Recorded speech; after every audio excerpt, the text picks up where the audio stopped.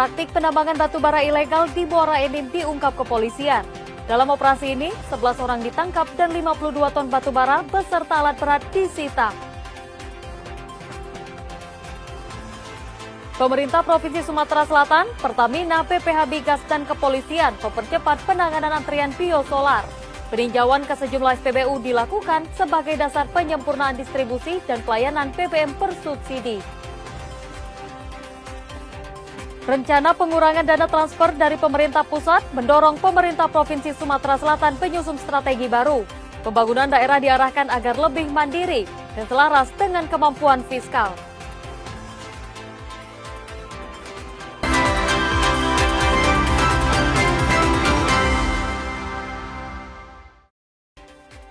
Selamat pagi saudara, apa kabar Anda hari ini? Seperti biasa, kami akan membuka hari Anda dengan sejumlah laporan menarik dari Sumatera Selatan dan daerah lain di Sumatera bagian selatan.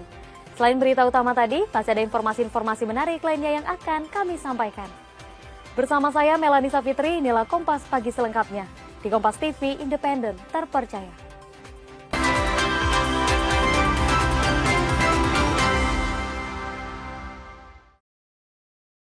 Kami awali Kompas Pagi dari Sumatera Selatan, praktik penambangan batu bara ilegal di Muara Enim diungkap kepolisian.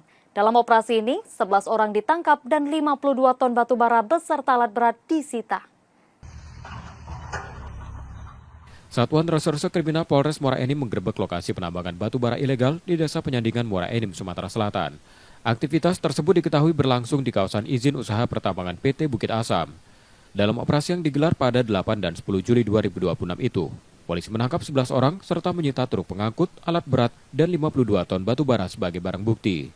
11 tersangka dengan peran ada sebagai pelaku usaha, kemudian operator, kemudian juga selaku checker ataupun helper. Kemudian berhasil diamankan 5 unit truk mengangkut batu bara ilegal. Kemudian berhasil disita dan diamankan juga 4 alat berat ekskavator, termasuk 1 unit kendaraan jenis Honda Beat. Pengungkapan kasus bermula dari laporan terkait maraknya pembangunan tanpa izin. Berdasarkan perhitungan PT Bukit Asam, aktivitas ilegal tersebut diduga menimbulkan kerugian negara hingga 100 miliar. Pendapatan negara yang hilang akibat kegiatan pertambangan ilegal ini senilai lebih kurang 95,9 miliar dengan estimasi kerugian negara dari royalti saja itu 8,6 miliar. Jadi kerugian negara itu bukan cuma dari royalti, dari pajak-pajak lain, PNBP juga. Nah ini yang belum kami hitung. Untuk mencegah kasus serupa, PT Bukit Asam akan memperkuat pengawasan bersama kepolisian.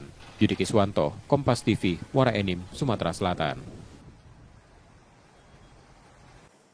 Polisi menangkap 2 tersangka curanmor yang diduga telah puluhan kali beraksi di Palembang, Sumatera Selatan. Dari penangkapan ini, polisi menyita senjata api rakitan, sabu, dan 9 sepeda motor hasil curian.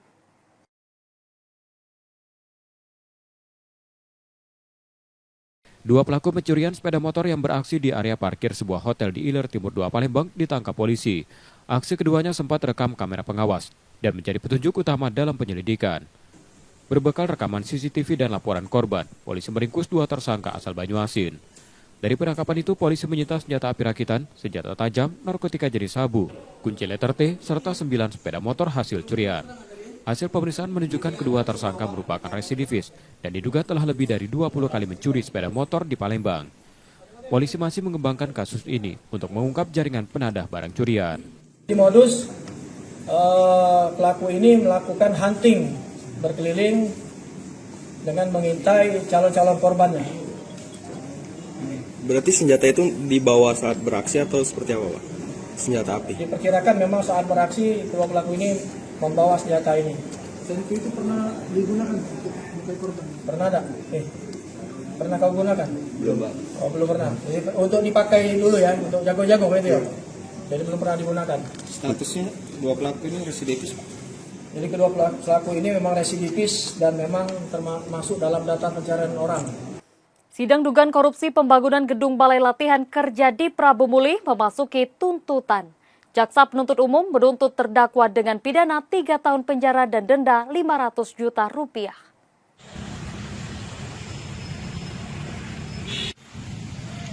Sidang dugaan korupsi pembangunan gedung Balai Latihan Kerja Prabu Mulih tahun 2022 kembali digelar di Pengadilan Negeri Palembang kelas 1A khusus. Perkara ini menjerat pejabat pembuat komitmen AK. Dalam sidang tuntutan, jaksa penuntut umum dari Kejaksaan Negeri Prabu Mulih menuntut terdakwa dengan pidana 3 tahun penjara dan denda 500 juta. Apabila denda tidak dibayar, akan diganti dengan penjara selama 140 hari. Jaksa menilai terdakwa terbukti melakukan tindak pidana korupsi secara bersama-sama. Kasus ini diduga menimbulkan kerugian negara sekitar 7,1 miliar rupiah. Terdakwa berencana mengajukan nota pembelaan pada sidang berikutnya.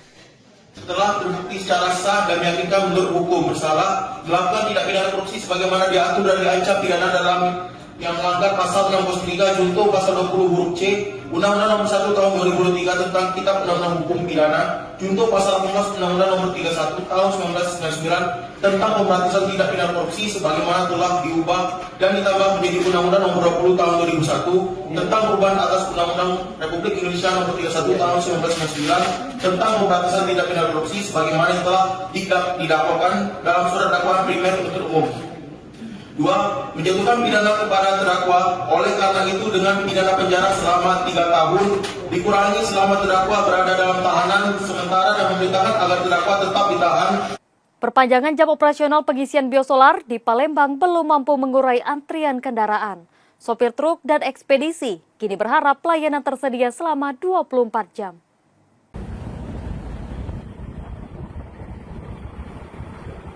Antrian pengisian biosolar masih terjadi di sejumlah SPBU di Kota Palembang, termasuk di Jalan Soekarno-Hatta.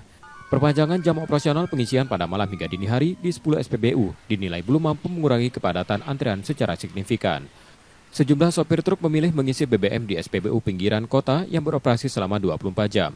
Namun mereka kerap menghadapi keterbatasan stok akibat keterlambatan pasokan. Kondisi ini membuat waktu tunggu semakin panjang dan mengganggu aktivitas angkutan logistik. Para sopir berharap pemerintah bersama pihak terkait memastikan ketersediaan biosolar agar distribusi barang tetap berjalan lancar. Sangat terganggu dulu mas, saya paling di sini habis bongkar, langsung pulang. Sekarang nunggu 2 hari baru bisa pulang. 2 hari baru pulang? Iya. Pulang kemana kak? Balik lagi ke sana, ke Cikarangnya. Sering. Pas giliran saya habis. Habis ya? Aku lah sudah kak nganti dari jam 12 malam, nyampe ke subuh udah dapat. Nah ini aku lah seminggu belum balik. 24 jam tuh lah kan? 24 jam tuh lah solusinya mana itu. Solarnya juga ada terus kan? Nah solarnya harus ada terus. Pemerintah Provinsi Sumatera Selatan, Pertamina, PPH Migas, dan Kepolisian mempercepat penanganan antrian biosolar. Peninjauan ke sejumlah SPBU dilakukan sebagai dasar penyempurnaan distribusi dan pelayanan BBM bersubsidi. Gubernur Sumatera Selatan Herman Deru meninjau 6 SPBU penyalur biosolar di Palembang, Banyuasin, dan Ogan Ilir untuk merespon antrian kendaraan. Hasil pemantauan menjadi dasar percepatan penanganan distribusi BBM bersubsidi. Pemerintah Provinsi Sumsel bersama Pertamina, BPH Migas, dan Kepolisian sepakat mengoptimalkan operasional SPBU selama 24 jam, menambah pasokan biosolar, serta mengatur distribusi kendaraan agar antrian tidak menumpuk di titik-titik padat. Nah ini tadi sudah kita petakan yang tutup jam 10 malam harus dibuka 24 jam untuk solarnya. Kalau kurang pasokan, Pertamina akan isi. Jamin. Iyalah jamin ini depan kamera. Nah dari rapat yang kemarin pengaturan itu sudah terlihat hasilnya. Selain itu, evaluasi juga dilakukan terhadap sistem pelayanan di SPBU agar proses pengisian lebih cepat. Di daerah mana? Sumatera ini loh Pak. Kalau di daerah Jawa nggak ada antrian seperti itu. Jadi lebih itu. 24 jam ini seperti apa Pak? Alhamdulillah Bu. Biasanya kita kan ngantri dari jam 9 malam sampai subuh ya kan. Jadi nggak ada waktu istirahat lagi kita. Pemerintah memastikan pasokan biosolar di Sumatera Selatan tetap aman dan mengimbau masyarakat menggunakan BBM sesuai peruntukan agar subsidi tepat sasaran. Tim Liputan, Kompas TV, Palembang, Sumatera Selatan. Setelah jeda saudara, kami masih akan kembali dengan informasi dan sorotan menarik lainnya. Tetaplah di Kompas Pagi.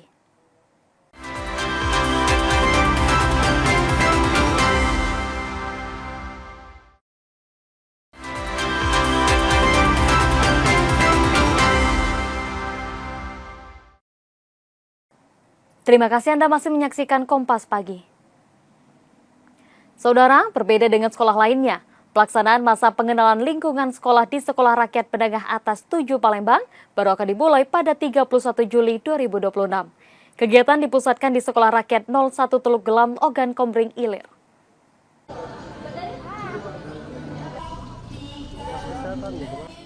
Berbeda dengan sekolah lain yang telah memulai tahun ajaran baru, Sekolah Rakyat Menengah Atas 7 Palembang menunda pelaksanaan masa pengenalan lingkungan sekolah untuk mematangkan persiapan. Sebanyak 60 siswa baru dijadwalkan mengikuti MPLS di Sekolah Rakyat 01 Teluk Gelam, Ogan Komering Ilir. Selama 2 pekan, siswa akan mengikuti pengenalan lingkungan, pemeriksaan kesehatan, matrikulasi, serta pemetaan minat dan bakat melalui tes talent DNA. Kegiatan belajar mengajar dimulai setelah seluruh rangkaian MPLS selesai. Pembangunan gedung permanen Sekolah Rakyat di Palembang direncanakan dimulai pada Agustus di kawasan Lanut Trimulyo Herlambang. Insya Allah MPLS akan dilaksanakan tanggal 31. Bisa lebih awal melihat kesiapan segala sesuatunya agar memang pelaksanaan MPLS ini menjadi MPLS yang nyaman dan aman untuk anak-anak semua gitu.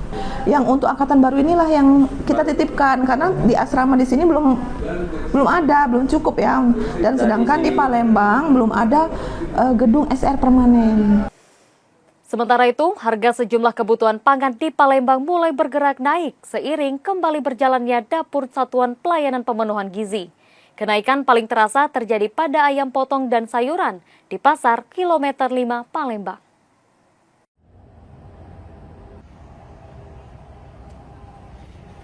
Sejumlah harga bahan pangan di Pasar KM5 Palembang mulai naik seiring kembali berjalannya Dapur Satuan Pelayanan Pemenuhan Gizi, program makan bergizi gratis, dan dimulainya tahun ajaran baru.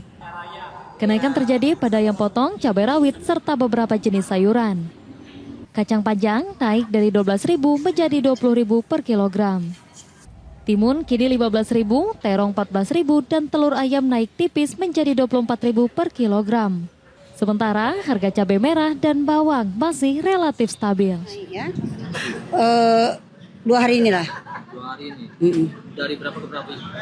Dari 40 ke 55. Timun juga naik dari 10 ke 15 hari ini. Berapa sayur? Iya, sayur melonjak kalau harganya. Hari Minggu. Per hari Minggu itu naik ya? Iya, naik. Kalau sebelum naik tadi lumayan banyak pembeli, sekarang agak merosot. Apa banyak pas masih harga rendah kemarin? Banyak habis ayam. Berapa? 150 ekor ya. 50 ekor? Ya. Stabilkan harga barang walaupun ada MBG kan. Lonjakan paling terasa terjadi pada ayam potong yang naik dari Rp28.000 menjadi Rp35.000 per kilogram. Kondisi ini mulai membebani pelaku UMKM kuliner karena biaya bahan baku meningkat. Sekilonya 15.000, yang biasanya 8.000, 10.000. Ini sih, tadinya sebelum MBG ini kan lah turun galo. Semenjak mulai ini lagi perasaan naik galo lagi. Ayam geprek kan kita butuh cabai, timun kan. Ini yang naik galo ini. Naik galo bahan itu. Pedagang berharap pemerintah segera mengambil langkah untuk menjaga stabilitas harga dan pasokan pangan di pasaran. Muhammad Reza Pahlepi, Kompas TV, Palembang, Sumatera Selatan. Yang juga jadi sorotan, penyusunan APBD 2027 di Sumatera Selatan mulai memasuki tahap pembahasan. Pemerintah provinsi bersama DPRD akan menyusun kebijakan umum APBD dan prioritas plafon anggaran sementara sebagai dasar penyusunan anggaran.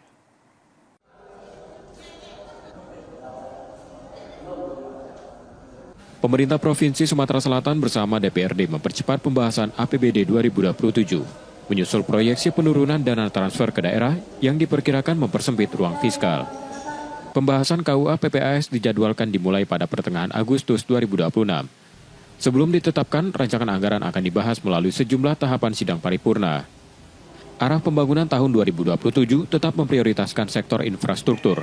Sementara besaran APBD masih dihitung dan disusun Badan Anggaran DPRD bersama pemerintah provinsi. Penyusunan anggaran yang terukur diharapkan menjaga keberlanjutan program prioritas dan mendukung pertumbuhan ekonomi daerah.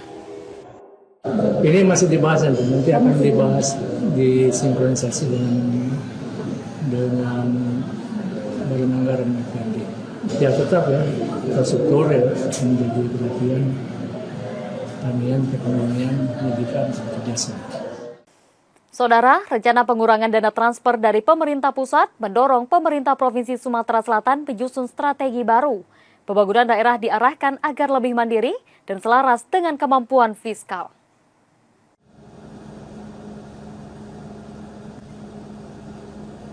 Pemerintah Provinsi Sumatera Selatan mulai menyesuaikan arah pembangunan, menyusul kebijakan pemangkasan dana transfer ke daerah. Gubernur menginstruksikan seluruh jajaran pemerintah mengubah pola perencanaan agar lebih efisien dan adaptif. Memasuki tahun anggaran 2027, pemerintah memprioritaskan pemeliharaan infrastruktur yang telah ada, sementara proyek baru yang belum mendesak akan ditunda. Di saat yang sama, pembangunan didorong melalui semangat gotong royong dan penguatan sektor non-infrastruktur.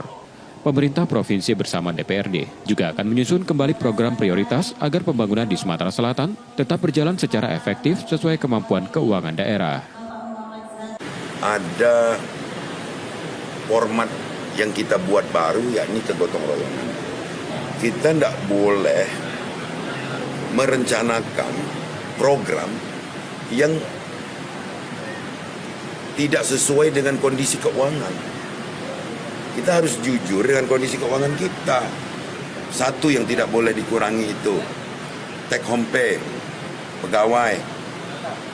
Tidak ada PHK massal untuk P3K. Sementara itu, tersinggung saat nongkrong, puluhan pemuda di kota Metro Lampung mengkeroyok seorang anggota perguruan silat hingga mengalami luka di kepala. Polisi menangkap 3 tersangka dan masih memburu pelaku lainnya.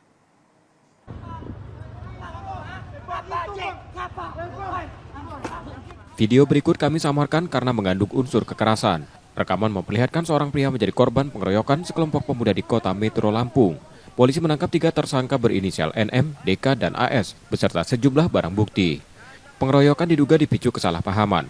Saat itu korban yang merupakan anggota perguruan pencaksilat melintas bersama rekannya, lalu dianggap menggeber sepeda motor di depan para pelaku. Ketiga tersangka terancam hukuman paling lama 5 tahun penjara. Sementara polisi masih memburu pelaku lain yang diduga terlibat. Tersangka yang sudah kita amankan ada 3, inisial NM, DK, dan AS. Untuk kronologi kejadian, jadi pada saat malam tersebut, korban sedang dalam perjalanan untuk menuju ke rumahnya, lalu dihadang oleh tersangka, dan dilakukan proses pengeroyokan tersebut. Untuk korban sendiri mengalami luka-luka yang paling banyak terutama di bagian kepala, dikarenakan memang pada saat proses pengeroyokan tersebut banyak dilakukan luka-luka di bagian kepala. Untuk tempat lainnya juga ada, tapi paling banyak di bagian kepala. Kami jeda sejenak, saudara. Sesaat lagi kami akan kembali. Tetaplah di Kompas Pagi.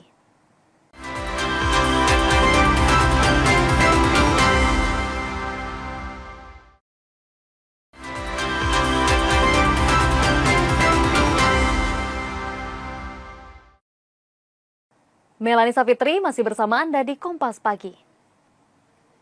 Saudara, siswa baru SMP Negeri 1 Kota Bengkulu dibekali simulasi kesiapsiagaan gempa bumi dalam masa pengenalan lingkungan sekolah tahun 2026. Kegiatan menjalankan arahan Kemendikdasmen untuk menghadirkan MPLS yang ramah, aman, dan edukatif.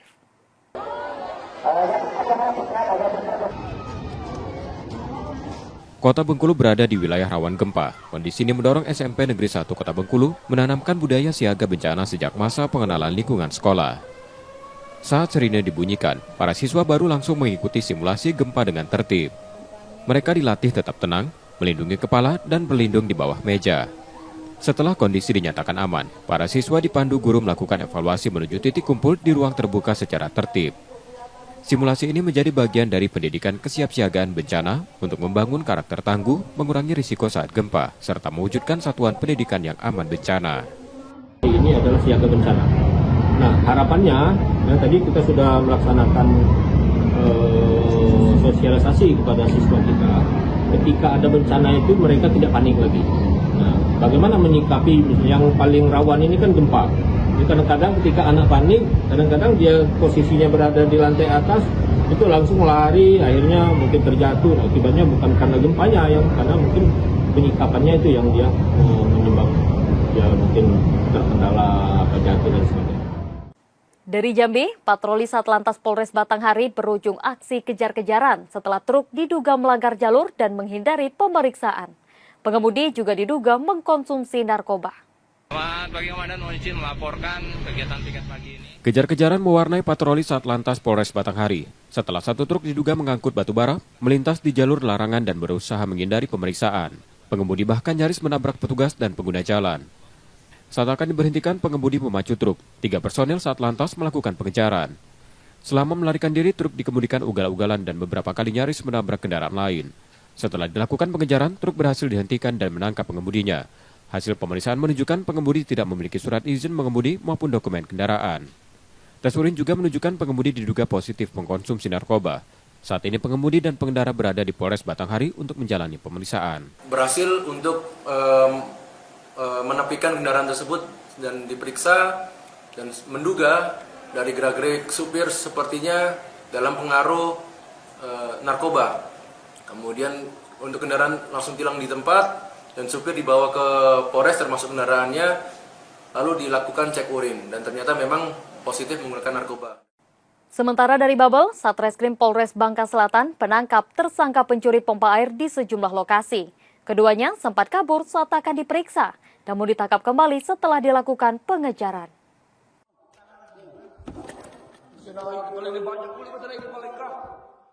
MJ dan VA diringkus Satreskrim Polres Bangka Selatan di Tobo Ali, Bangka Selatan, Senin dini hari.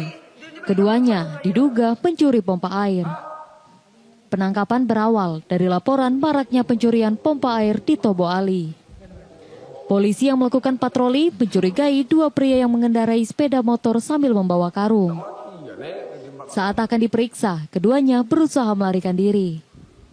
Polisi melakukan pengejaran dan membekuk tersangka. Dari hasil pemeriksaan, tersangka mengaku mencuri pompa air di 9 lokasi. Dari tersangka, polisi menyita 2 pompa air dan sepeda motor. Akibat perbuatannya, tersangka terancam hukuman maksimal 7 tahun penjara. Pada saat melakukan patroli, tim melihat ataupun berpapasan 2 orang laki-laki yang sedang mengendarai 1 unit sepeda motor Honda Beat warna hitam dengan membawa 1 buah karung berwarna putih yang diletakkan di bagian depan. Melihat gerak-gerik terduga pelaku yang mencurigakan, tim Buser Macan Selatan berupaya untuk menghentikan. Namun pada saat dihentikan, kedua pria tersebut kabur. Dengan kaburnya kedua pria tersebut atau terduga pelaku tersebut, tim Buser Macan Selatan melakukan pengejaran dan di Jalan Parit 9, Desa Keposan, langsung memepet posisi kendaraan terduga pelaku. Setelah didapati terduga pelaku, salah satu terduga pelaku sempat melarikan diri. Dan alhamdulillah dengan sigapnya tim Buser Macan Selatan, pelaku yang melarikan diri pun diamankan. Ragam seni tradisi Sumatera Selatan kembali dipentaskan melalui Festival Rentak Batanghari 9. Festival ini digelar di Geraha Taman Budaya Sriwijaya pada 14 hingga 17 Juli 2026.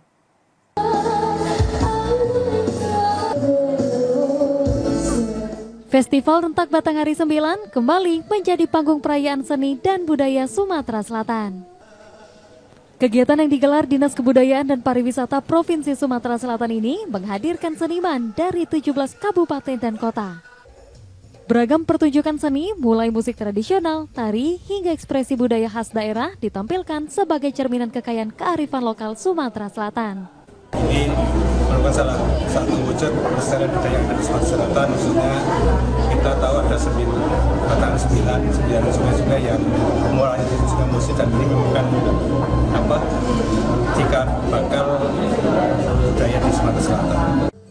Melalui festival ini, pemerintah provinsi berupaya memperkuat pelestarian budaya sekaligus mendekatkan warisan seni daerah pada generasi muda. Upaya-upaya salah satunya seperti hari ini ya, kita upayakan melalui festival ini, dan mungkin kita akan karena Gen Z ini kan lebih dekat dengan teknologi informasi, mungkin kita akan memanfaatkan teknologi informasi untuk bagaimana mendekatkan Gen Z ini dengan kebudayaan kita. Festival Rentak Batang Hari 9 berlangsung pada 14 hingga 17 Juli 2026 di Geraha Taman Budaya Sriwijaya, Palembang. Nur Muhammad, Kompas TV Palembang, Sumatera Selatan. Berangkat dari semangat menjaga kebersihan, pengurus Yayasan Masjid menggelar layanan potong rambut gratis bagi petugas masjid dan jemaah. Kegiatan sosial ini direncanakan menjadi agenda rutin setiap bulan.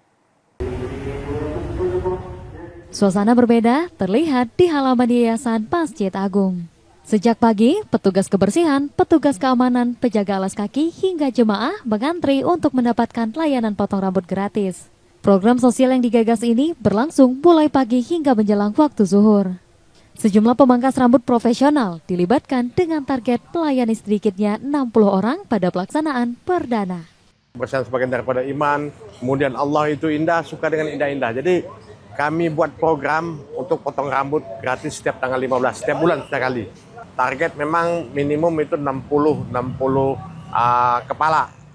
Melalui kegiatan ini, yayasan ingin menumbuhkan kepedulian terhadap kebersihan dan kerapihan, sekaligus menghadirkan manfaat nyata bagi para petugas masjid dan jemaah.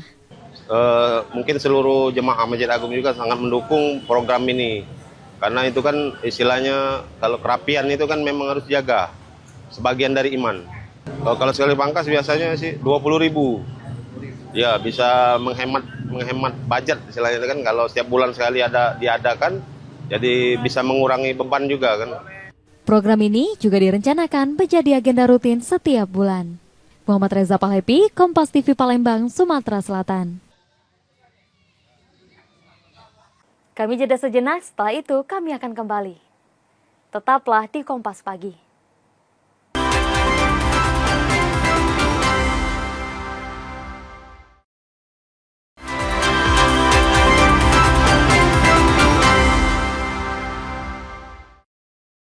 Terima kasih Anda masih menyaksikan Kompas Pagi.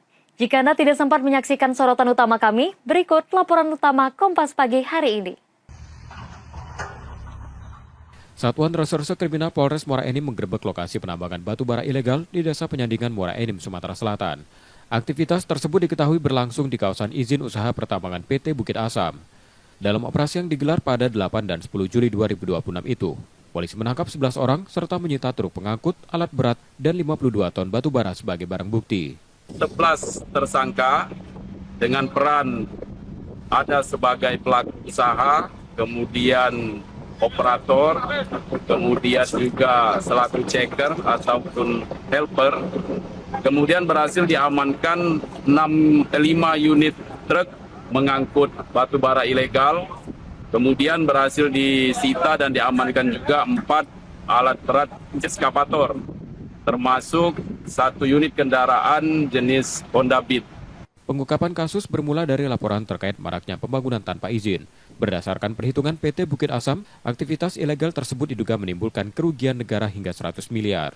Pendapatan negara yang hilang akibat kegiatan pertambangan ilegal ini senilai lebih kurang 95,9 miliar dengan estimasi kerugian negara dari royalti saja itu 8,6 miliar.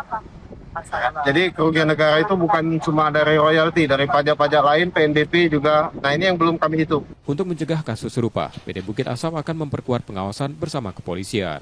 Yudi Kiswanto, Kompas TV, Muara Enim, Sumatera Selatan. Gubernur Sumatera Selatan Herman Deru meninjau 6 SPBU penyalur biosolar di Palembang, Banyuasin, dan Ogan Ilir untuk merespon antrian kendaraan. Hasil pemantauan menjadi dasar percepatan penanganan distribusi BBM bersubsidi. Pemerintah Provinsi Sumsel bersama Pertamina, BPH Migas, dan Kepolisian sepakat mengoptimalkan operasional SPBU selama 24 jam, menambah pasokan biosolar, serta mengatur distribusi kendaraan agar antrian tidak menumpuk di titik-titik padat. Nah ini tadi sudah kita petakan yang tutup jam 10 malam harus dibuka 24 jam. Untuk solarnya, kalau kurang pasokan, Pertamina akan isi. Iyalah jamin ini depan kamera. Nah, dari rapat yang kemarin, pengaturan itu sudah terlihat hasilnya. Selain itu, evaluasi juga dilakukan terhadap sistem pelayanan di SPBU agar proses pengisian lebih cepat. Di daerah mana? Sumatera ini loh Pak. Kalau di daerah Jawa nggak ada antrian seperti. Jadi lebih itu. 24 jam ini seperti apa Pak? Alhamdulillah Bu. Biasanya kita kan ngantri dari jam 9 malam sampai subuh ya kan. Jadi nggak ada waktu istirahat lagi kita. Pemerintah memastikan pasokan biosolar di Sumatera Selatan tetap aman dan mengimbau masyarakat menggunakan BBM sesuai peruntukan agar subsidi tepat sasaran. Tim Liputan, Kompas TV, Palembang, Sumatera Selatan.